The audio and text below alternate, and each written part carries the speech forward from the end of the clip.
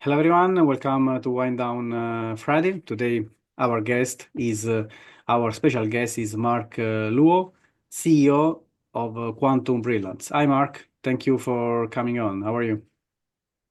Good. Thanks for having me on the show. Thank you. Where are you located, Mark? Currently located in Australia, in Sydney.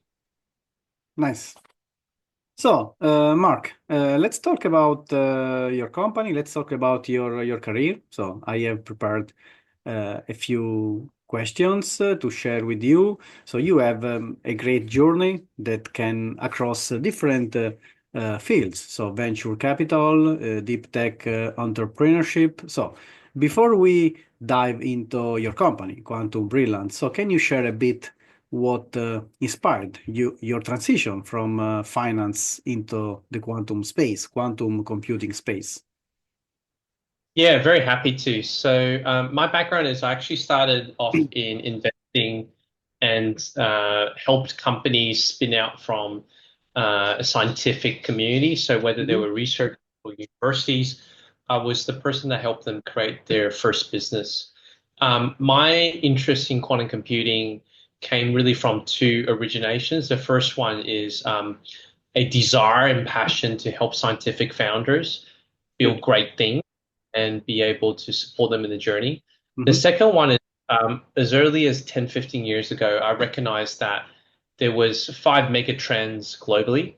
One of them was climate change. The second one was the importance of the democratization of healthcare, Yeah. artificial intelligence. But one of the ones that I felt was quite underlooked was quantum technology.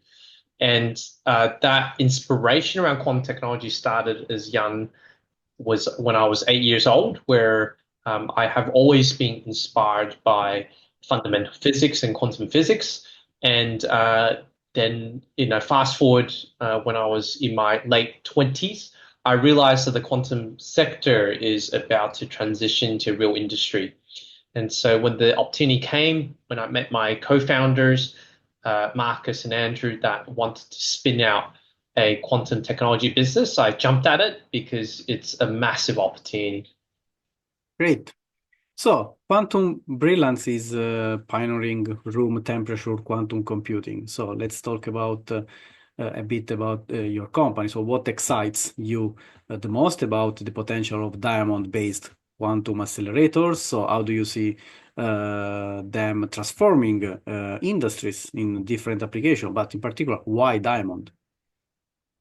Diamond is a very interesting material. Our fundamental belief is that quantum technology actually has to be mass deployed. If it's not mass deployed, it's quite limited in terms of its accessibility.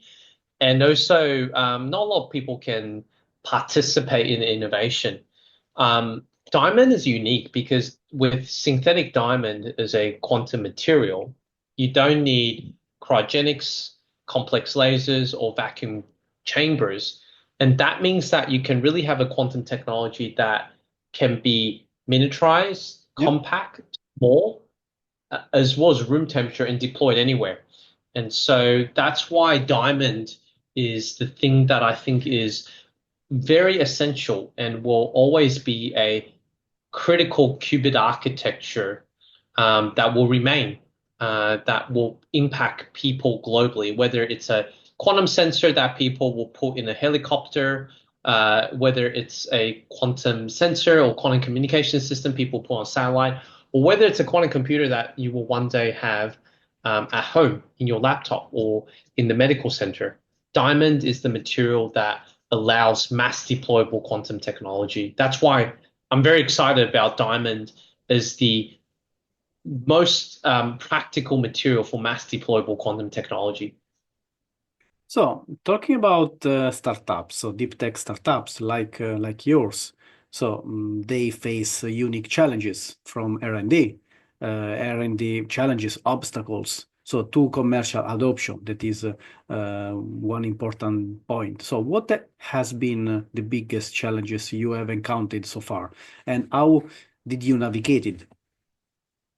I think the biggest challenge that we encountered was in early days of starting a quantum technology company. That was in 2019, right before COVID. And Okay. quantum technology was not something that was really understood. It was something that was still seen as being quite experimental.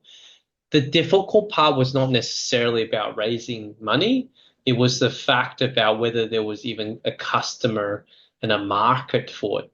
Um, and what we did at Quantum Brilliance, the co-founders, is we spent a lot of time doing customer Mhm. interviews, and we really try to nail down, is there product vertical fit? Is there people that would find this technology useful? And once we found that niche customers, we just work with them very closely.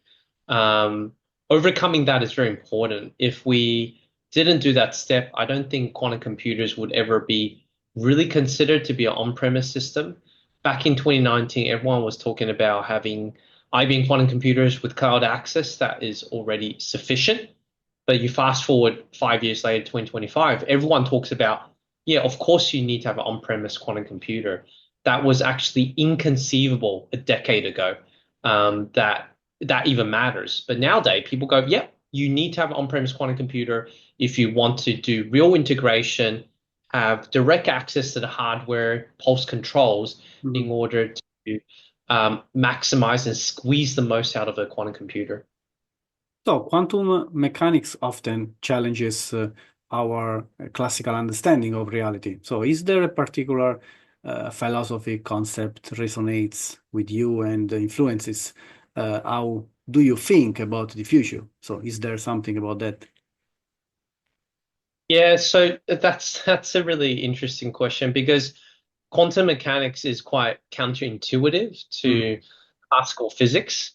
And it really it influences how one thinks about what reality actually is. Like, do we exist in a dynamic state or do we exist in probabilities? And I think I think what quantum theory has brought to reality is just the unpredictability of human nature as well as the environment, and how we have to be open towards various events. And um, yeah, I think the quantum world is a reflection. Some people say it's a reflection of how the financial markets actually operate, but I actually think it's just how we exist in our lives. Like, there is multiple different possibilities, and it's hard to determine it. Yeah. good. Thank you. So, Mark, stepping away from quantum computing for a moment. So, as the philosophy of wind down Friday, so tell us more about you. What do you enjoy? What do you like to do outside of work? Any hobbies, passion that keep you balanced to recharge your batteries? Yeah, so I really enjoy reading, and I spend time utilizing that as a window to the universe of other people's wisdom that is written down. And I love spending time with my dogs. My they're a very important part of my life, I have to say. So Nice. spending time with them on the weekend is important to me. Good. So let's play for a moment. So if you had the chance to go in time, like so Back to the Future movie. So let's image and interview one person from history. So scientist, philosopher, so any other. So who would it be this person? But in particular, why?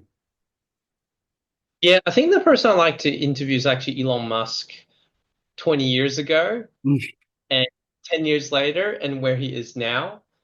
Because he once was an entrepreneur that I respected, but I think he's actually gone crazy. And I want to understand why. I want to understand what really led him towards quite a radical approach, not only towards running his businesses, how he approaches democracy, and um, even just the perspective he has. Like, he's just changed so much as an individual, and I don't know whether it's fundamentally who he is as an individual, or something he's seen or learned has triggered him to act in a specific way. But yeah, that's someone I think will be written in the history books as one of the craziest person that is either brilliant or insane. So we'll find out. Yeah, Yeah. we have to. So, in conclusion, Mark, my last question. So, what key message you would like to leave with our audience, and in particular, what's next from Quantum Brilliance, from your company in the coming months, years?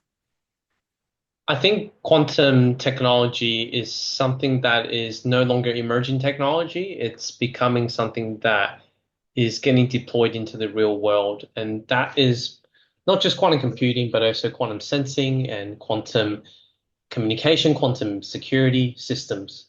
And so there is a real opportunity for people that is in different industries to really participate in this quantum revolution. And the time is now. I would say it's not too late compared to being too late to the internet industry. The time is now in quantum. For quantum brilliance, what would happen over the next few years is we're really going to be focused on specific types of end application demonstrations, particularly around sensing and also small quantum computers. And we look forward to sharing the significant industry impact that we're going to have, and to show that diamond quantum technology is the pathway for mass deployment. So stay tuned. So, looking forward to the quantum world. Thanks a lot. Thank you, Mark. So it has been super having you and talk with you. I wish you a great weekend and stay in touch. Thank you. Thanks for your time.